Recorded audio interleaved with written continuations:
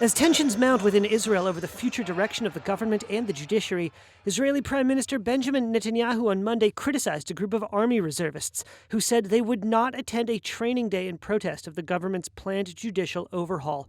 In a letter, some 37 pilots and navigators with an Air Force F-15 squadron said they would skip drills set for this week and instead, quote, devote our time to dialogue and reflection for the sake of democracy and national unity.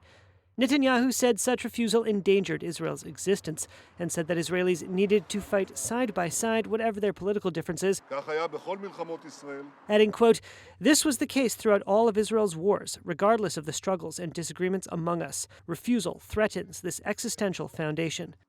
The Air Force reservists' refusal is the latest to emerge from the country's armed forces over the planned judicial reforms. Netanyahu's religious nationalist government seeks changes that include curbs on the Supreme Court, which it accuses of overreach.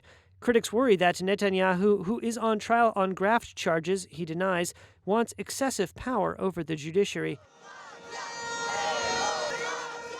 Last weekend, demonstrators chanting democracy blocked a highway in Tel Aviv.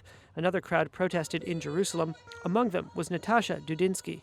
Separation of powers is very important, and they want to cut the judicial independence, and I think it's very dangerous. Weekly and increasingly raucous demonstrations have swept the country, with some protest leaders, among them former military chiefs, saying that a non-democratic turn in government would warrant mass disobedience within the ranks. Last month, a group of Israeli army veterans who served in the 1973 Yom Kippur War dragged an old tank to a protest against the proposed judicial changes. Isaac Herzog, the country's president, who has a largely ceremonial role, has emerged as a potential deal-maker between the government and the opposition.